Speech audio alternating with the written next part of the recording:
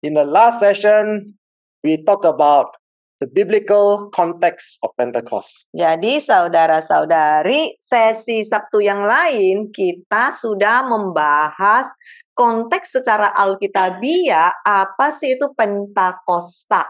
And this evening, we will proceed into session 2. Dan malam ini kita lanjut ya dari yang sesi Sabtu kemarin. Hari ini adalah bagian kedua. We have already proven in the last session, in scripture, the law of God was established during the first Pentecost at Mount Sinai. Jadi Sabtu yang lalu kita sudah belajar dan membuktikan di dalam firman Tuhan ditegakkan bahwa Pentakosta pertama terjadi di Gunung Sinai sebagai perjanjian Tuhan dengan umat pilihannya yaitu bangsa Israel dibangun. And God established the covenant with His chosen people, and He established the Israelites as a nation. Di Pentakosta pertama itu Tuhan turun dari langit dan bertemu dengan umatnya dan memberikan janji, perjanjian, yaitu dengan firman-Nya kepada orang-orang Israel. Di situ pertama kali bangsa Israel dibangun. So what happened on the second Pentecost? Apa yang terjadi di Pentakosta kedua? Let us now look into scripture in Acts chapter 2, reading from verse 1 to verse 4. Ayo sama-sama kita belajar di Kisah Para Rasul pasal 2 ayat 1 sampai 4. And when the day of Pentecost had fully come, they were all assembled together in one place. When suddenly there came a sound from heaven like the rushing of a violent tempest blast, and it filled the whole house in which they were sitting. Verse 3. And there appeared to them tongues resembling fire, not fire, but resembling fire, which was separated and distributed, and which settled on each one of them. Verse 4.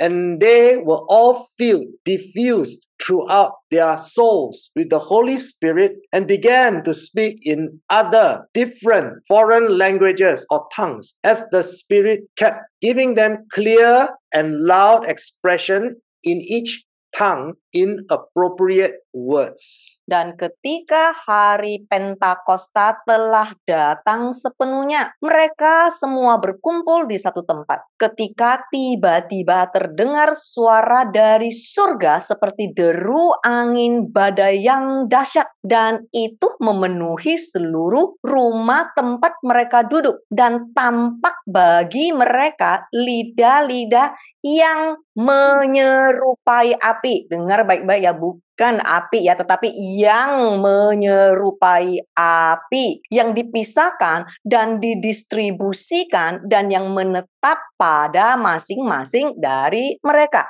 Dan mereka semua dipenuhi, disebarkan ke seluruh jiwa mereka dengan Roh Kudus, dan mulai berbicara dalam bahasa lain yang berbeda, yang asing, bahasa roh. Dengar baik-baik, karena roh terus memberi mereka ekspresi yang jelas dan nyaring dalam setiap bahasa dengan kata-kata yang tepat. Yes, my friends, please note that the tongue spoken here in Acts chapter 2 is a known foreign language. Dengar baik-baik, harap dicatat, buka matamu lebar-lebar agar engkau mengerti. Di sini dikatakan bahasa asing yang dikenal, artinya bahasa yang orang kenal. It is clear and with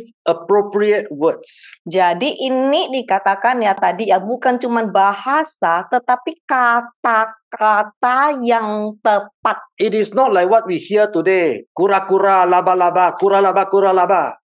Beda ya, sama yang seperti sekarang kita dengar itu yang tidak jelas, kura-kura, laba-laba, Bahasa semacam apa itu? It is not like what we hear today when people speak in gibberish. Kirya shanda, galaba, galaba, galaba, galaba. It's not like that. Jadi beda banget ya dengan apa yang zaman sekarang ini begitu rame, yang kita katakan yang seperti ini, yang diulang-ulang terus enggak jelas. As what the Bible says, it is appropriate words. Saudara tadi baca firman saudara, lihat enggak? Di situ dikatakan adalah sebuah bahasa, kata-kata yang jelas. It is a known language. Itu adalah sebuah bahasa yang dikenal oleh orang-orang. It is not like the gibberish that we hear in many of these charismatic word of faith churches that advocate speaking in tongues. Bukanlah yang diulang-ulang dan didorong-dorong agar semua orang bisa berkata yang tidak karuan, yang diulang-ulang beberapa kata-kata yang orang tidak mengerti. I'm not saying that it is wrong to speak in tongues. Dengar baik-baik saudara ya, enggak ada salahnya kalau kita berbahasa roh. Tidak salah sama sekali. But everything has a protocol. Tetapi semuanya ada protokol secara alkitabiah, ada aturannya sesuai yang diajarkan oleh firman Tuhan. So what do we do if we want to follow the word of God according to his protocol, if we want to speak in tongues in church? Jadi, apa yang harus kita lakukan kalau kita mau taat kepada firman Tuhan dan kita mau berbahasa roh di dalam gereja sesuai dengan kebenaran firman Tuhan yang tercatat, yang kita diaturkan. Now let us turn to 1 Corinthians chapter 14 verse 27 to verse 28. Ayo sama-sama kita lihat 1 Korintus pasal 14 ayat 27 sampai 28. If anyone speaks in a tongue, it should be limited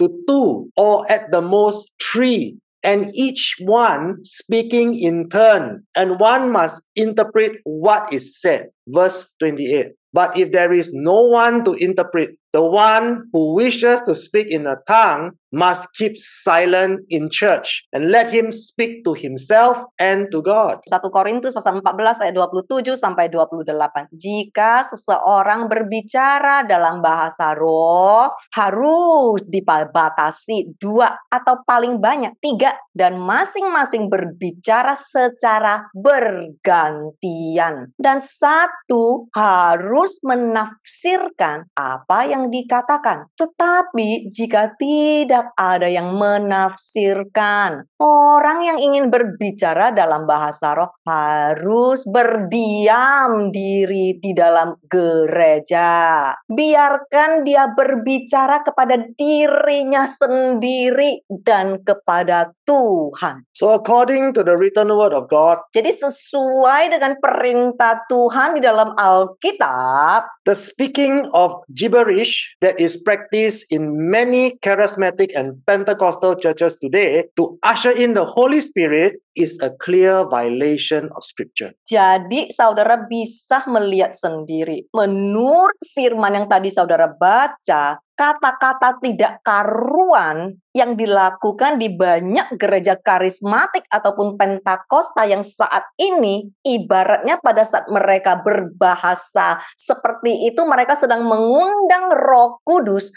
jelas-jelas telah merupakan pelanggaran terhadap firman Tuhan. They teach that everyone must break out in tongues in strange gibberish without interpretation and speak it out loud to usher in the Spirit of God. Diajarkan, ayo sama-sama kita semua berbahasa roh berbareng-bareng di gereja, di ibadah umum, tujuannya untuk mengundang hadirat Roh Kudus. Sedangkan mereka sedang melakukan pelanggaran di dalam firman Tuhan yang mutlak. So that is the teaching of man. Jadi saudara bisa melihat ya, itu ajaran manusia. But what is the teaching of God? Tapi ajaran Tuhan itu seperti apa sih? Yes, you can speak in tongues. Iya, boleh. Bagus berbahasa roh. But one by one, Tapi firman Tuhan berkata, satu persatu di dalam gereja kalau mau. one at a time with interpretation. Satu demi satu itu secara giliran, dan apa yang satu ini katakan harus dapat ditafsirkan. And limited to at most 3%. Dan bahkan di sini sudah diatur jangan lewat dari 3 orang, nggak boleh. So what do we do when we willfully see all these people reject and disobey the word that is Christ? Tetapi apa yang kita lakukan? Sudah tahu ayat ini, tetapi kita sengaja melanggarnya. Sewaktu kita melanggar, artinya kita menolak firman Tuhan, yaitu Kristus sendiri. What happens when disobedient Christians willfully reject the word of God? Dan apa yang terjadi sewaktu orang Kristen dengan sengaja melanggar Kristus? Let us look at 1 John chapter 3 verse 4. Everyone who practices sin also practices lawlessness. And sin is lawlessness, which is ignoring God's law by action or neglect, or by tolerating wrongdoing, being unrestrained or unregulated by His commands and His will. 1 Yohanes pasal 3 ayat 4. Tolong di-capture, ini lebih jelas dari yang versi Alkitab. Setiap orang yang berbuat dosa juga berbuat pelanggaran hukum. Dan dosa adalah pelanggaran hukum. Apa sih pelanggaran hukum? Mengabaikan hukum Tuhan, yaitu firman Tuhan, melalui tindakan atau kelalaian, atau dengan mentoleransi perbuatan jahat, tidak terkendali atau tidak diatur oleh perintah dan kehendaknya. So as we can clearly see in scripture, Jadi saudara bisa melihat sangat jelas ya firman Tuhan ya. none of the apostles appointed by Jesus taught about speaking in strange gibberish without interpretation. Saudara coba ya pelajari ya, di seluruh Alkitab tidak ada satupun rasul yang dilantik atau ditunjuk oleh Yesus mengajarkan boleh berbicara tidak karuan yang aneh-aneh tanpa penafsiran. Speaking in tongues is not wrong, I say again. Saya ulangin sekali lagi ya, berbahasa roh itu tidak salah. But if you want to speak in tongues in church, there must be interpretation. Tapi jikalau engkau mau berbahasa roh di dalam gereja, harus ikutin aturan dan protokol, yaitu harus ada yang bisa menafsirkannya. Nowhere in the Bible does it say we must usher in the presence of God by speaking in tongues. Nowhere. Enggak ada satu pun di firman Tuhan mengajarkan kita mau ngundang Roh Kudus harus berbahasa roh. Whatever we want to do, let us now obey scripture. Saudara, kusarankan apapun yang kamu lakukan, tolong deh, you harus taat kepada aturan Tuhan. The word of God never taught Christians to speak in tongues publicly or corporately as a church to usher in the Holy Spirit. Sebab firman Tuhan tidak memperbolehkan orang Kristen berbahasa roh di depan umum secara korporat sebagai sebuah gereja untuk mengundang Roh Kudus. Tidak pernah. The Bible never teach us Tidak. to speak in tongues and usher in the Holy Spirit. Tidak pernah sekalipun kita diajarkan oleh firman Tuhan cara ngundang Roh Kudus itu dengan berbahasa roh di depan umum di ibadah umum gereja. In fact, as we can already see, it is written as a command not to speak in tongues during church service without proper interpretation. Faktanya tercatat di Alkitabmu dikatakan tidak boleh berbahasa roh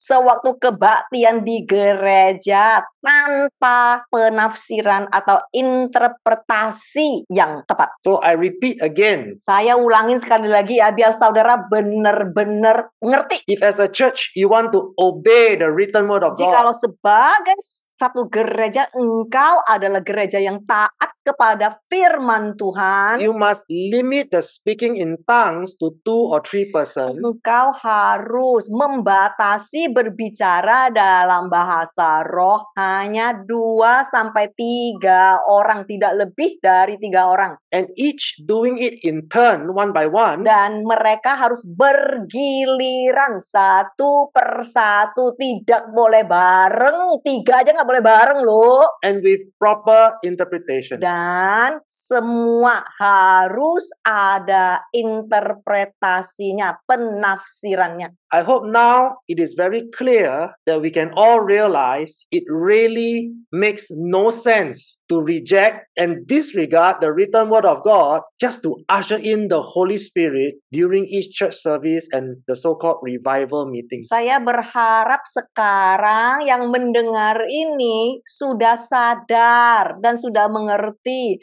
Benar-benar tidak masuk akal pada saat kita menolak dan mengabaikan aturan Tuhan, tetapi kita menganggap itu sebagai sebuah hal yang kita bisa mengadakan kebangkitan rohani, mengundang Roh Kudus di hari Pentakosta. Does it make sense to disobey God, to disregard His word, to usher in His Spirit? Apakah menurut saudara masuk akal? Ini sedang menolak aturan Tuhan dan berkata sedang mengundang Roh Tuhan? Let us all be clear on this point. Tolonglah agar kita sangat jelas dengan satu hal ini. It is written, anyone found breaking or violating God's law by willful disobedience, transgression, or by willful neglect, meaning being unrestrained and unregulated by His commands, is guilty of lawlessness and sin. Firman Tuhan tadi jelas berkata, siapapun yang kedapatan melanggar hukum Tuhan karena ketidaktaatan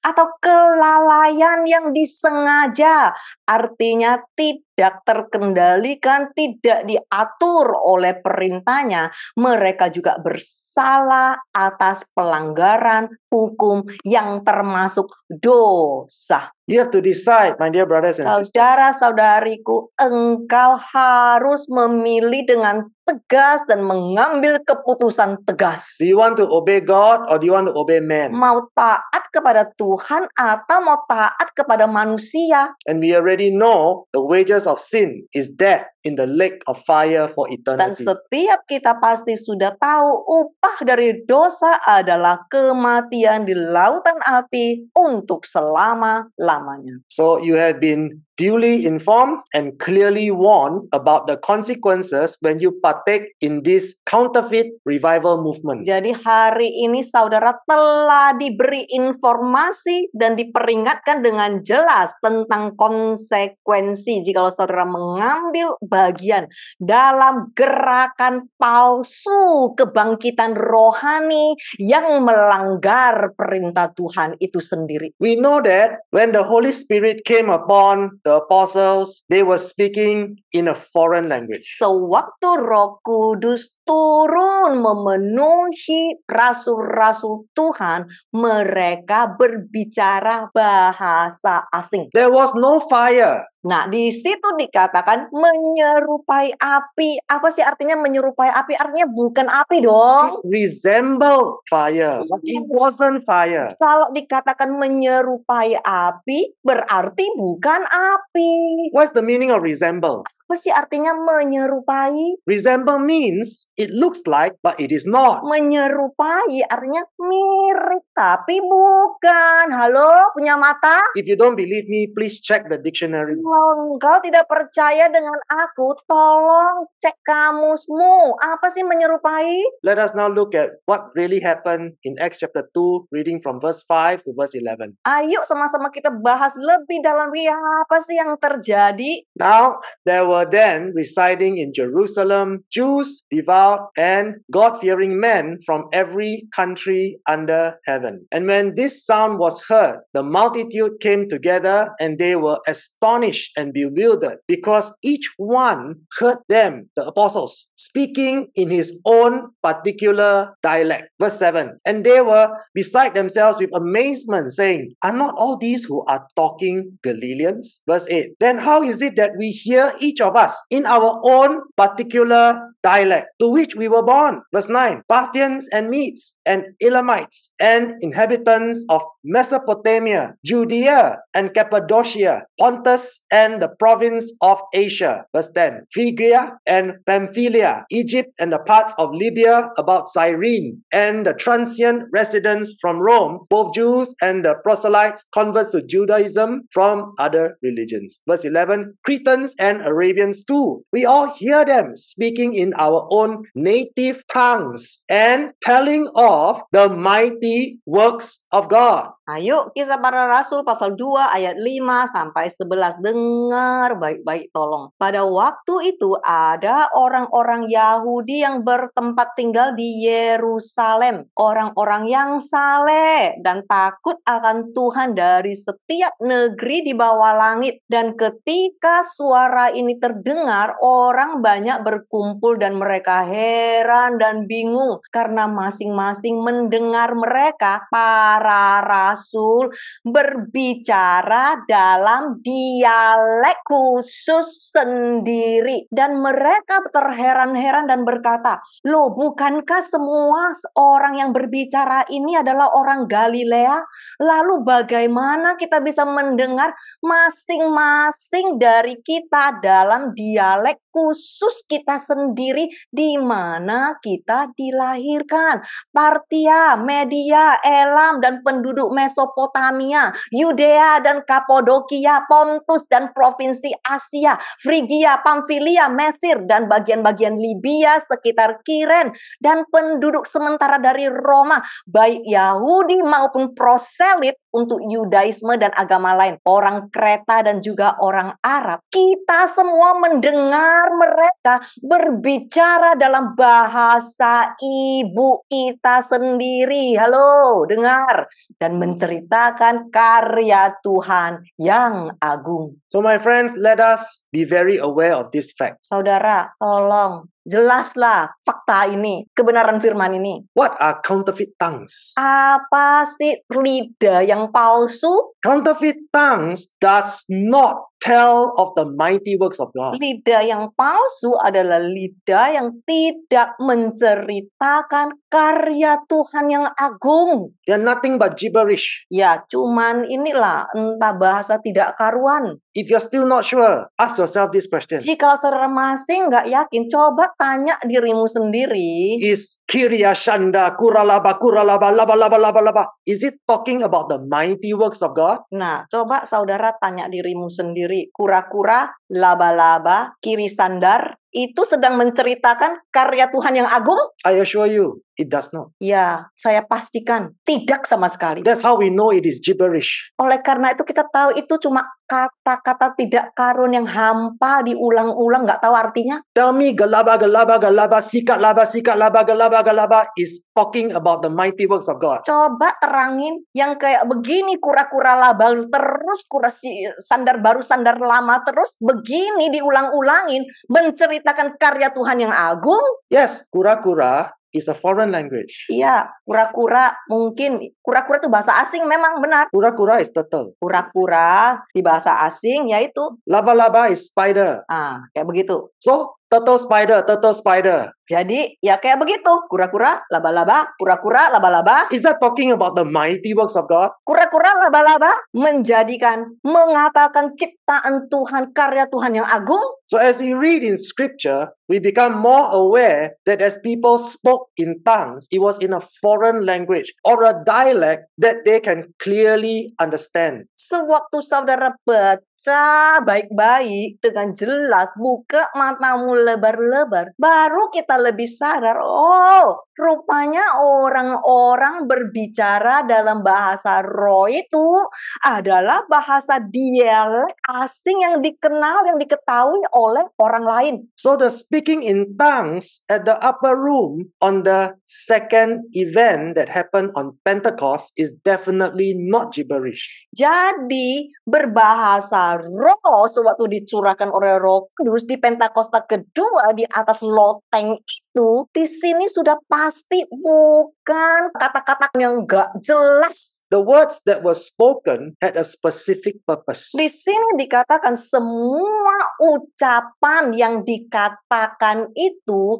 cuman memiliki satu tujuan. It was telling of the mighty works of God. Tujuannya adalah untuk menceritakan karya-karya Tuhan yang begitu besar. So next time before you disobey God to try and usher in His Holy Spirit, Jadi berikutnya sebelum engkau mulai berdosa kepada Tuhan di gereja, berpikir engkau sedang mengundang Roh Kudus, ask yourself this question. tanya dirimu sendiri. Is the tongues I'm speaking now talking and telling about the mighty works of God? Apakah berikutnya akan kucurahkan dari lidah ini, yaitu bahasa lidah, bahasa roh ini, apakah tentang menceritakan keagungan Tuhan? You see, my friends, there's no point to recreate the upper room experience. Yaitu ialah saudara, nggak ada gunanya kita berpura-pura mau menciptakan kembali suasana Pentakosta, memfabrikasi suasana Pentakosta. There is a specific purpose for the apostles to be speaking in a foreign language.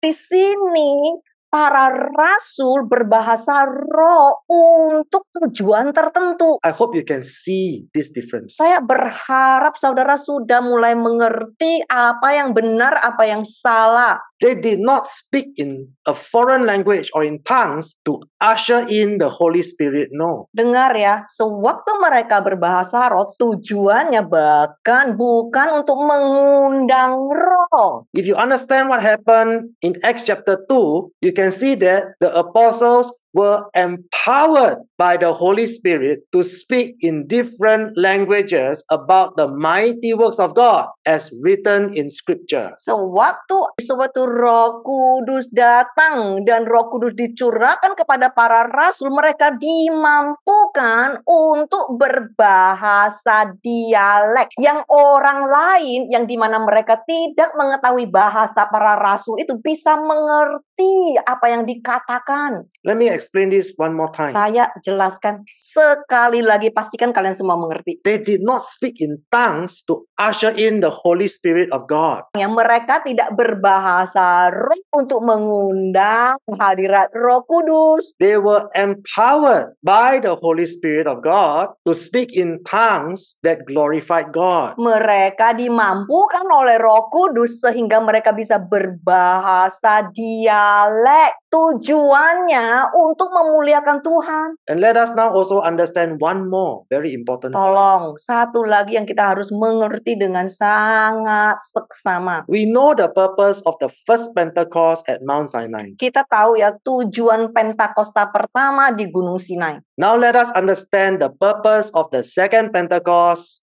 in Acts chapter 2. Jadi sekarang hari ini kita belajar tujuan Pentakosta kedua. Why did God send the Holy Spirit? Kenapa Tuhan mencurahkan Roh Kudusnya di Pentakosta kedua? It's not fire. Tadi sudah tercatat ya, menyerupai api artinya bukan It api. resembles fire. Menyerupai, halo. John 16 verse 7 to verse 8. But in fact, it is best for you that I go away, because if I don't, the advocate or comforter or encourager or counselor, or in Greek it's called paraclete, won't come. If I do go away, then I will send him to you. Verse 8. And when he comes, he will convict the world of its sin and of God's righteousness and of the coming judgment. Yohanes pasal 16 ayat 7 sampai 8. Tetapi sesungguhnya yang terbaik bagimu ialah aku pergi. Karena jika tidak, maka penghibur atau pemberi semangat atau penasehat, di dalam bahasa Yunani kunonya adalah paraklet, tidak akan datang. Jika aku pergi, maka aku akan mengirimkannya kepadamu. Dan ketika dia datang, dia akan menginsafkan dunia akan dosanya dan akan kebenaran Tuhan, dan akan ada penghakiman yang datang. So my friends, we want to look at scripture and understand scripture very clearly. Jadi saudara, tolong sewaktu kita lihat firman Tuhan, kita harus mengerti firman Tuhan. This is the context of the biblical Pentecost. Ini loh konteks dari Pentakosta secara Alkitabiah. Roh Kudus untuk apa sih? Both the first Pentecost that happened at Mount Sinai and the second Pentecost that happened in the upper room, recorded in the book of Acts, have a very significant similarity. Jadi tercatat di Pentakosta pertama di Gunung Sinai dan Pentakosta kedua di Kisah Para Rasul, masing-masing memiliki tujuan yang sangat signifikan. At Mount Sinai, God used the word written in stone to convict the Israelites of sin. Di Pentakosta pertama, Tuhan menulis hukumnya di batu loh untuk menginsafkan umatnya. His word is law. Sebab firman-Nya adalah hukumnya. And in the book of Acts chapter 2, in the upper room, God again convicted the Israelites of their sin by the power of the Holy Spirit. Dan sama di Kisah Para Rasul, yaitu Pentakosta kedua, Tuhan mencurahkan Roh Kudusnya untuk apa? Untuk menginsafkan umatnya akan dosa mereka. I hope by now all of us can see that both events does not emphasize on speaking in gibberish. It does not emphasize on healing. It does not emphasize on miracles or signs and wonders. It is confirmed in scripture. The both events convict us of sin. Jadi saudara bisa melihat ya, baik mau Pentakosta pertama ataupun Pentakosta kedua, fokus dari peristiwa itu bukan tentang bahasa roh sama sekali, tetapi fokus dari dua peristiwa yang begitu signifikan itu, bahkan tidak fokus kepada kesembuhan, mukjizat, tanda-tanda ajaib, tetapi fokus yang ditentukan untuk menginsafkan kita. So unlike the first and second Pentecost that is recorded in scripture, all the other counterfeit fire revivals, perhaps even including the Azusa Street revival, cannot be deemed as credible because it was not recorded in scripture. Jadi saudara, apa yang saudara lihat sekarang, kebangunan rohani, pencurahan Roh Kudus, Pentakosta, semua itu sangatlah berbeda dengan apa yang tercatat di Pentakosta pertama di Perjanjian Lama dan Pentakosta kedua, yaitu di Perjanjian Baru. Jadi saudara coba mikir deh, kasus-kasus seperti yang orang tafsir-tafsirkan di Jalan Azusa, seberapa benar itu adalah Pentakosta? How do we know for a fact all these are counterfeit revivals? Caranya gimana? Kita bisa tahu secara pasti ini benar atau salah. Sekarang semua yang salah aja kalian ikutin. It is like the many self-proclaimed prophets and apostles in present time who obviously covered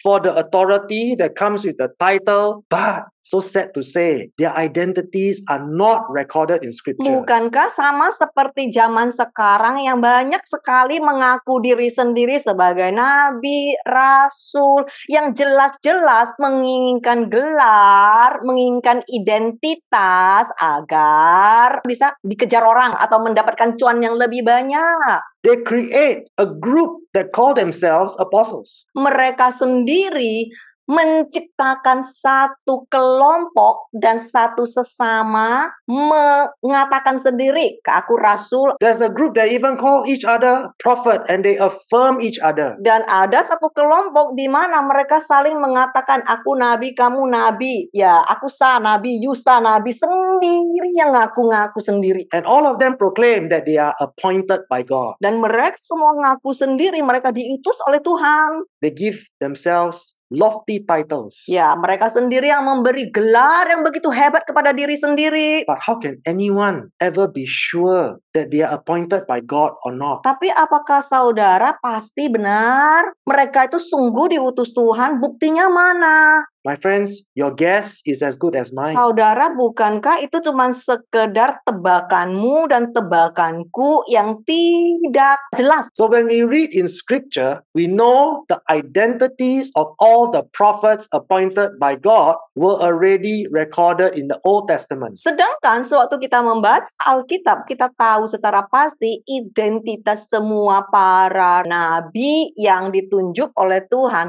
Nama mereka tercatat sangat jelas di Perjanjian Lama. Apostles appointed by Jesus were all recorded in New Testament. Para rasul yang diangkat oleh Yesus sendiri juga semua tercatat di dalam Perjanjian Baru. Ever wondered why there are no more appointed prophets in the New Testament? Saudara pernah tanya kenapa nggak ada nabi baru yang ditunjuk di Perjanjian Baru? In New Testament, there are only apostles. Cuma di Perjanjian Baru ada rasul. Because the time and purpose for the prophets and their ministry is already completed in the Old Testament. Ya, oke. Saya ulangin ya. Ini kurang jelas tadi saya terjemahnya. Saudara tahu kenapa para nabi cuman ditunjuk di Perjanjian Lama? Kenapa para rasul ditunjukkan di Perjanjian Baru? Kenapa tidak ada lagi nabi baru yang namanya muncul di Perjanjian Baru? Sebab apa yang perlu dinubuatkan sudah terjadi di Perjanjian Baru. The role of the prophets was to warn the Israelites of the coming punishment for their disobedience. Tugas para nabi adalah untuk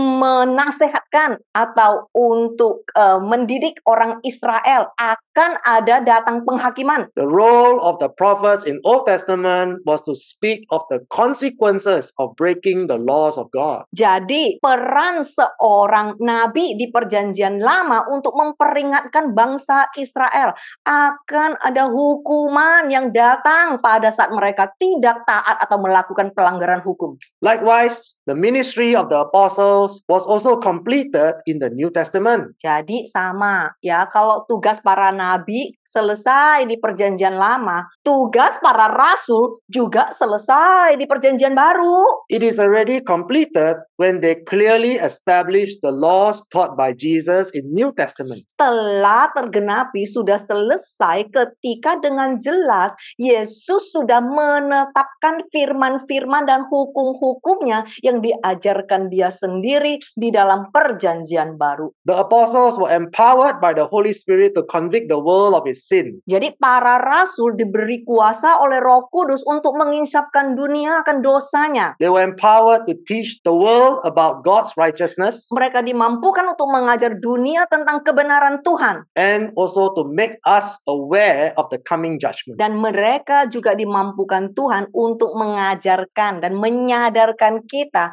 akan ada hari penghakiman yang akan datang. The apostles also showed us in scripture how the unrepentant will be destroyed at the coming judgment when Christ returns as the judge. Para rasul juga menunjukkan kepada kita di dalam firman Tuhan, bagi orang-orang yang tidak mau bertobat akan dibinasakan pada hari penghakiman yang akan datang ketika Kristus kembali lagi sebagai hakim. The ministry of the apostles was to ensure the laws of God is written in our hearts according to Jeremiah 31:33. Jadi pelayanan-pelayanan dan tugas-tugas para rasul adalah untuk memastikan hukum Tuhan tertulis di hati kita sesuai yang ada di Yeremia pasal 31 ayat 33. Thereafter, Jesus did not appoint any more apostles recorded in scripture because their purpose and ministry is completed according to what is already written in New Testament. Jadi, kenapa nggak ada rasul lagi? Karena semua tugas-tugas para rasul sudah lengkap, sudah digenapi, sudah kelar di Perjanjian Baru. Pada saat Perjanjian Baru telah digenapi, kelar. Every apostle appointed by Jesus, their identities are already written in the New Testament. It is finished. Dan semua para rasul yang ditunjuk oleh Tuhan tugas mereka sudah kelar, nama mereka sudah tercatat. Now, in present time, Nah, ini sekarang ya. what do we do if there are no apostles? Apa yang kita lakukan kalau kita berkata tidak ada lagi rasul? According to Acts chapter 2, verse 17 to verse 18, in the last days, God says, I will pour out my spirit upon all people. Your sons and daughters will prophesy. Your young men will see visions, and your old men will dream dreams. Verse 18, in those days, I will pour out my spirit even on my servants, men and women alike, and they will prophesy. Lihat, ini Kisah Para Rasul pasal 2 ayat 17 sampai 18.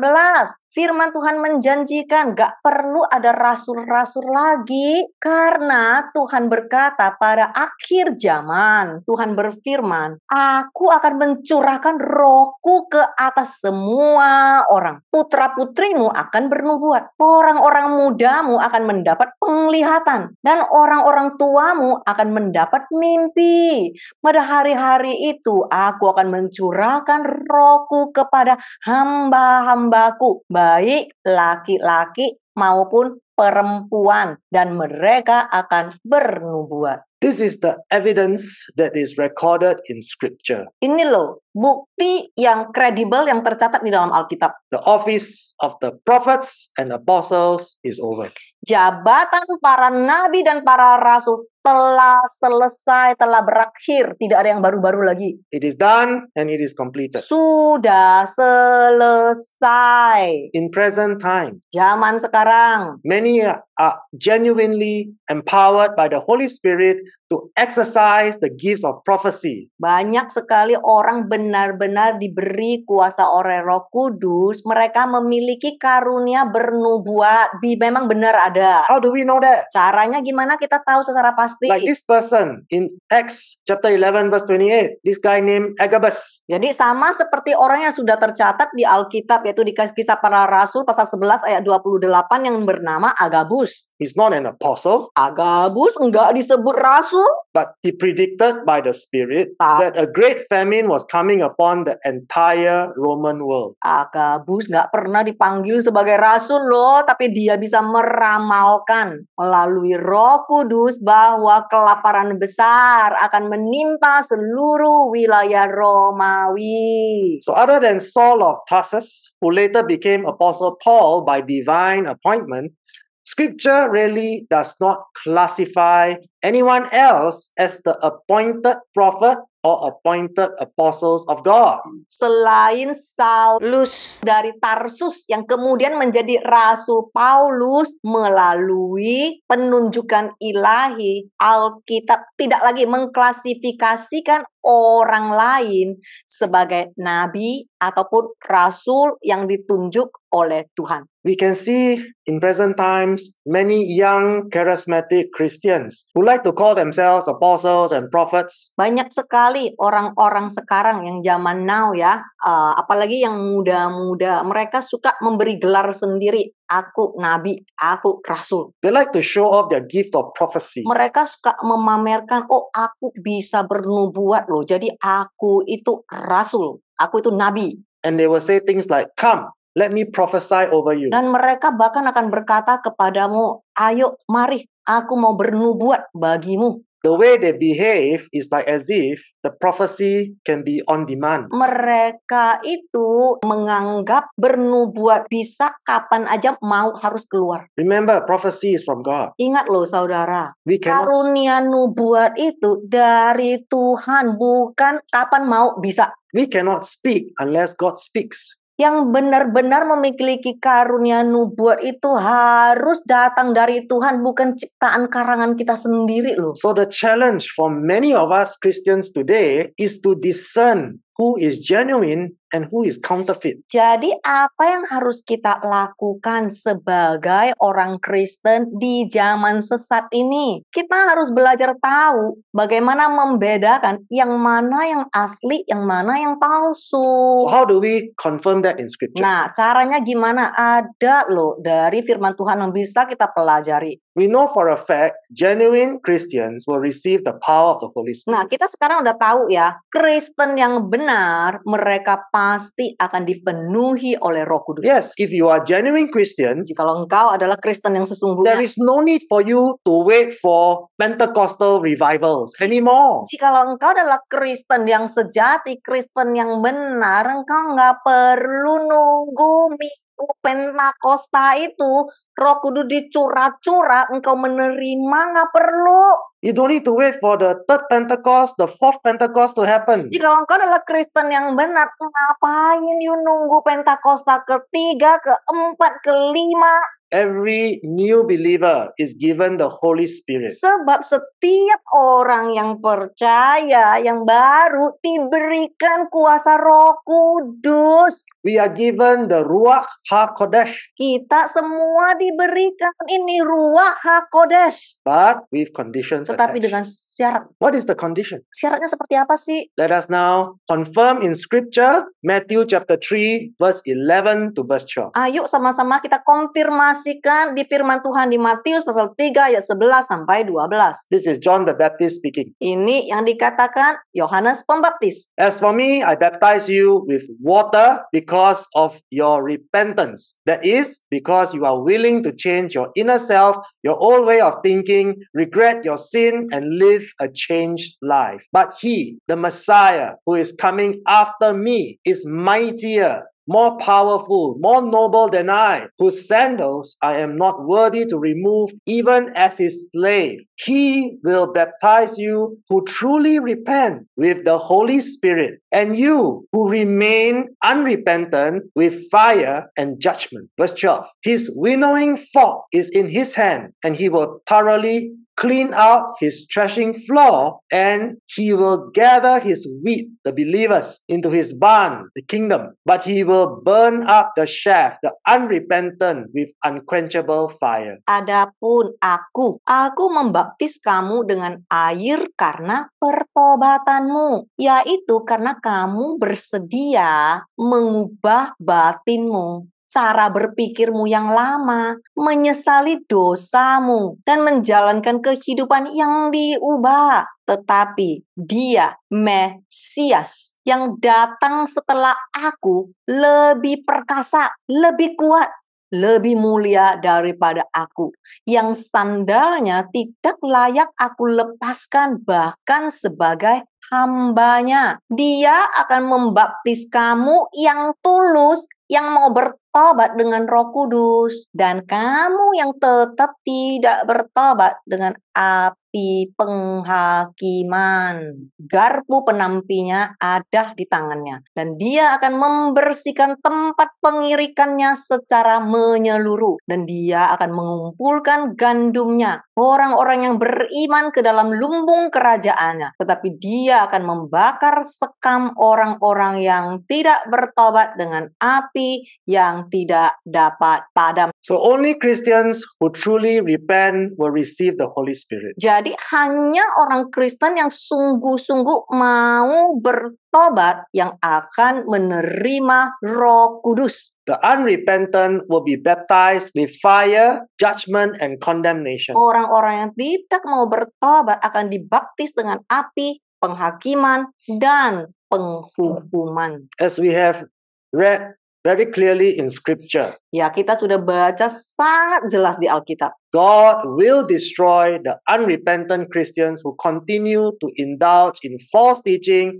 and sinful practices with unquenchable fire. Tuhan akan membinasakan orang-orang yang ngaku Kristen tetapi hidup tidak benar dan terus menuruti ajaran palsu, praktek dosa dengan api yang tidak dapat dipadamkan. That is a promise. Itulah janji Tuhan. So you see, my friends, Lihat saudara, Jesus never baptized us with the fire of the Holy Spirit. di mana tercatat di Alkitab Yesus membaptis kita dengan api Roh Kudus yang sering dilakukan di gereja. Listen carefully. Dengar baik-baik, baca baik-baik. Let me say to you one more time very slowly. Saya ulangin sekali lambat perlahan agar saudara benar-benar ngerti dan sadar. Jesus never teach any one of us to baptize other people with the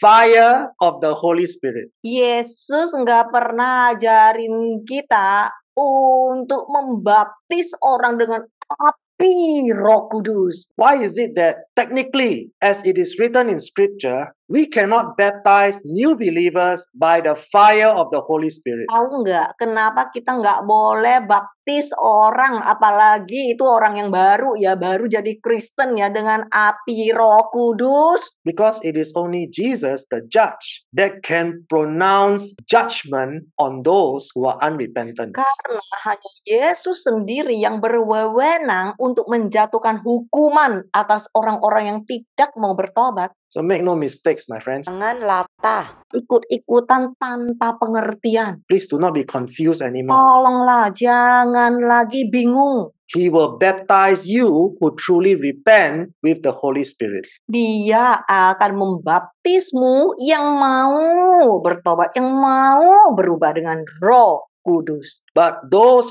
who remain unrepentant, he will baptize with the fire of judgment and condemnation. Di sini dikatakan dia akan membaptis kamu dengan api penghakiman bagi orang yang tidak mau bertobat. How do we know this portion of scripture is not translated out of context? Caranya gimana kita tahu secara pasti ayat ini mutlak benar dan terjemahannya pas tepat? Because the confirmation is in verse 12. Sebab konfirmasinya ada di ayat berikutnya. He will baptize the unrepentant by burning them up like the chaff with unquenchable fire. Di sini dikatakan dia akan membaptis orang-orang yang tidak mau bertobat dengan api yang tidak dapat dipadamkan. So please, do not be ignorant anymore, my Jadi friends. tolonglah, jangan lagi tersesat. Only Christians who truly repent will receive the Holy Spirit. Cuman Kristen yang sungguh-sungguh mau berubah, mau bertobat akan menerima kuasa Roh Kudus. It is really foolish to continue to speak in gibberish and say,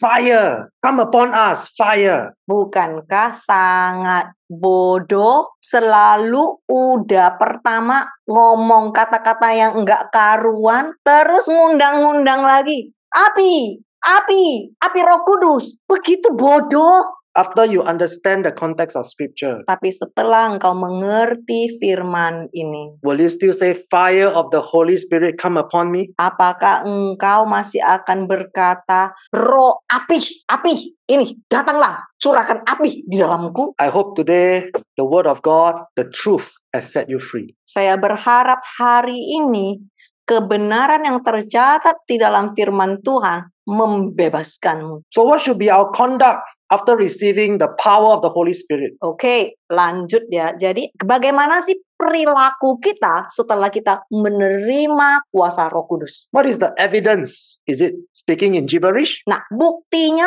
apa? Kita itu ada Roh Kudus di dalam kita, dipenuhi oleh Roh Kudus. Apakah karena aku bisa berbahasa roh, artinya aku dipenuhi oleh Roh Kudus? Let us look at 1 Corinthians 6, 19 to 20. Ayo sama-sama kita lihat 1 Korintus pasal 6 ayat 19 sampai 20. Do you not know that your body is a temple of the Holy Spirit who is within you, whom you have received as a gift from God, and that you are not your own property? You were bought with a price. You were actually purchased with the precious blood of Jesus and made his own. So then, honor and glorify God with your body. Tidak tahukah kamu bahwa tubuhmu adalah bait Roh Kudus yang ada di dalam dirimu, yang telah kamu terima sebagai anugerah dari Tuhan, dan bahwa kamu bukan harta milikmu sendiri. Kamu telah dibeli dengan harga tertentu. Kamu sebenarnya telah dibeli dengan darah Yesus yang mahal dan menjadi miliknya. Maka hormatilah dan muliakan Tuhan dengan tubuhmu. We are hereby commanded by the law to honor and glorify God with our bodies. Lihatlah saudara, kita diperintahkan oleh Tuhan untuk menghormati dan memuliakan Dia dengan tubuh kita. The Word of God instructs us to stop sinning. Firman Tuhan memerintahkan kepada kita, berhentilah berdosa. And the gift of the Holy Spirit convicts us to stop sinning. Dan kuasa Roh Kudus akan menolong kita, akan menyadarkan kita dan menginsyafkan kita untuk berhenti berbuat dosa. Now do you understand first Pentecost, second Pentecost? Jadi saudara mengerti Pentakosta pertama, Pentakosta kedua, apa sih tujuannya? Same thing. Sama, Stop sinning. berhenti dosa. This is the purpose for His power given to us on Pentecost. Ini loh tujuannya, kuasa Roh Kudus diberikan kepada kita di hari Pentakosta. What is the point? To demand for more revivals from God. Ngapain mau selalu pengurapan Roh Kudus, kebangkitan rohani, pengurapan Roh Kudus, When we have no intention of repentance. tapi hidup nggak pernah mau benar? What's the point of having so many revivals, but we do not honor and glorify God as Christians? Ngapain pergi kebangkitan rohani terus, tapi tidak mau bertobat? Romans chapter 6, verse 5 to 7. Roma pasal 6 ayat 5 sampai 7. For if we have become one with Him, permanently united in the likeness of His death, we will also certainly be one with Him and share fully in the likeness of His resurrection. We know that our old self, our human nature without the Holy Spirit, was nailed to the cross with Him, in order that our body of sin might be done away with, so that we would no longer be slaves to sin. Verse 7, for the person who has died with Christ has been freed from the power of sin. This is the evidence of resurrection power in us. Sebab jika kita telah menjadi satu dengan apa yang sama dengan kematiannya, kita juga akan menjadi satu dengan apa yang sama dengan kebangkitannya. Karena kita tahu bahwa manusia lama kita telah turut disalibkan, supaya tubuh dosa kita hilang kuasanya, agar jangan kita menghambakan diri lagi kepada dosa. Sebab siapa yang telah mati bersama Kristus, ia telah bebas dari dosa. Inilah bukti kuasa kebangkitannya di dalam kita. So my friends, today if we say that we are living in the power of His Holy Spirit, Saudara, jikalau hari ini engkau berkata, engkau memiliki kuasa kebangkitan Roh Kudus di dalam hidupmu. if we are filled with the Holy Spirit, we will persevere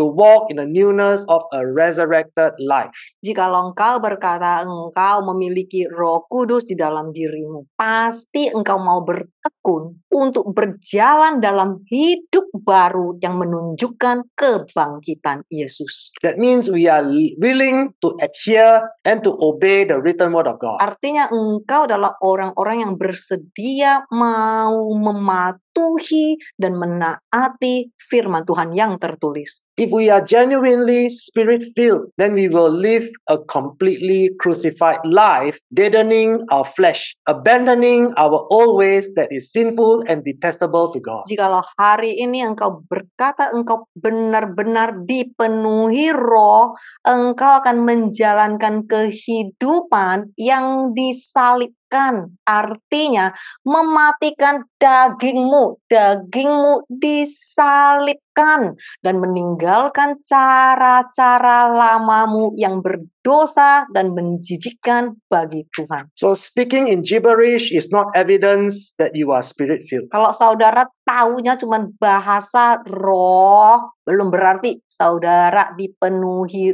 roh kalau masih jahat. The evidence we are filled with the Holy Spirit of God is not manifested in the gifts of the Holy Spirit. It is manifested in the fruits of the Holy Spirit. Bukti engkau dipenuhi roh pada saat engkau berbuah roh, bukan berbahasa roh. So how can we claim to be praying in spiritual tongues when in our life we are still indulging in sin? Jadi gimana engkau bisa berkata engkau berbahasa roh karena engkau dipenuhi oleh Roh Kudus sedangkan hidupmu masih di dalam dosa? Galatians 5:16-17. So I tell you, live by following the Spirit. Then you will not do what your sinful selves want. Our sinful selves want what is against the Spirit. The Spirit wants what is against our sinful selves. The two are against each other. So you must not do just what you please. Galatia pasal 5 ayat 16 sampai 17. Jadi aku berkata kepadamu, hiduplah menurut roh, maka kamu tidak akan melakukan apa yang diinginkan oleh dirimu yang berdosa. Diri kita yang berdosa menginginkan hal-hal yang bertentangan dengan roh. Roh menginginkan apa yang melawan diri kita yang berdosa. Keduanya saling bertentangan. Jadi Anda tidak boleh melakukan apapun sesuka Anda. So as it is written, we can see very clearly. Bukan begitu jelas, sudah tercatat. It's not about speaking gibberish. Kristenanmu bukan tentang bahasa roh loh. If you say you are really born again, Jikalau engkau berkata engkau sungguh-sungguh adalah Kristen lahir baru, if you say that you are spirit-filled, born again, jikalau engkau berkata engkau adalah Kristen yang dipenuhi oleh Roh Kudus, we must practice self-control. engkau harus adalah orang yang punya penguasaan diri. We must persevere to stop sinning. Dan engkau adalah orang-orang yang mau tekun berhenti berbuat salah. It is not speaking in gibberish. Bukan cuma tentang seenaknya hidup terus bahasa roh. Every Sunday you shiver, shiver, shiver, you sin. Begitu ya, getar terus nanti entah ditolak atau tumbang sendiri tumbang. And you say, I'm slain by the Dan Spirit. setelah itu aku ditumbangin oleh Roh Kudus. But the minute you get out of the church, Tapi setelah ditumbang, setelah bangkit, setelah keluar dari gereja, you continue to sin. lanjut dosa. So you are slain by what spirit? Jadi, you ditumbangin oleh roh apa? When there's no self-control, Sewaktu engkau sama kali tidak ada penguasaan diri, siapa yang tumbangin you? when you don't repent from your sins, Sewaktu engkau tidak mau bertobat atas dosamu. when you don't even make an effort to stop sinning, Sewaktu engkau bahkan tidak mau bertekun untuk hidup benar. you continue to speak in gibberish and you say, just believe. Terus bahasa roh, terus main tumbang-tumbang, getar-getar, terus berkata aku orang percaya. What is the point? Ada gunanya? Who are you trying to fool? Mau menipu siapa? God is not blind. Tuhan gak bisa ditipu. When you say you have the Holy Spirit Sewaktu in you, engkau berkata engkau punya Roh Kudus di dalammu, there must be genuine repentance. harus ada pertobatan yang terbukti. We must practice self-control. Harus ada pengendalian diri. We must stop sinning. Harus bertekun berhenti berbuat dosa. That is the law of God. Itulah hukum Tuhan. That's not negotiable. Itu tidak bisa dinego-nego. Let us pray. Ayo sama-sama kita berdoa. Father, we thank you for your teaching tonight. Terima kasih Tuhan atas pengajaran-Mu. Father, without you, we can do nothing. Tanpa Engkau Tuhan, kita tidak bisa melakukan apa-apa. As we humble our hearts and come before you, Kami mau merendahkan setiap hati kami dan datang di hadapan-Mu. we want to say, Lord, none of us are perfect. Kami mau berkata, ya Tuhan, tidak ada di antara kita satu pun yang sempurna. We have all sinned against you. Kami semua berdosa kepadamu. We know you have forgiven us. Kami tahu Engkau akan mengampunin And we kami. pray that you will convict us not to repeat the same sins again and again. Tapi kami minta ya Tuhan, insafkan agar kami tidak lagi mengulangi dan mengulangi kesalahan dan dosa yang sama. Help us to obey your word, Lord. Tolong agar kami taat kepada firman-Mu. Let your word really transform our Biar lives. firman-Mu merubah kami. Let us to learn how to live a crucified life. Ajarilah agar kami hidup mematikan daging kami. Thank you for your mercy, your grace, and your Terima forgiveness. kasih atas pengampunan-Mu, kasih karunia-Mu, dan belas kasihan. Thank you that you convict us to really worship you by stop sinning. Terima kasih, biar kami diinsyafkan untuk menyembah-Mu dengan bukti kami tidak lagi terus-menerus mengkhianati. So that we will not worship you with our lips, agar kami tidak lagi menyembahmu dengan gombal atau omong kosong and continue to betray you. dan terus-menerus mengkhianatimu. Thank you, Lord. Terima kasih Tuhan. We want to also give you thanks Kami mau mengucap syukur Tuhan for the joy and the peace that you put into our hearts today. atas kasih dan damai dan sukacita yang telah Engkau curahkan di dalam hati kami. We thank you for the assured salvation that we have received from you. Terima kasih atas keselamatan yang sudah Engkau berikan kepada kami. And we know that those who persevere to the end will be saved. Dan kami tahu barang siapa yang bertekun sampai kesudahannya akan selamat. Thank you, Jesus. Terima kasih Yesus. Now let us lift up our hands to receive the benediction. Ayo sama-sama kita angkat kedua tangan untuk menerima berkat Tuhan. Birkat Kohanim. Yevarechecha Adonai ve'ish merecha. Tuhan memberkati engkau dan melindungi engkau. Ya'er Adonai panav elecha vechunecha. Tuhan menyinari engkau dengan wajahnya dan memberi engkau kasih karunia. Isa Adonai panav elecha viasem lecha shalom. Tuhan menghadapkan wajahnya kepadamu dan memberi engkau damai sejahtera. And in Jesus' name, all of God's children say, Dan di dalam nama Tuhan Yesus, sama-sama yang percaya kami katakan, Amen. Thank you very much. God bless you. Tuhan memberkati.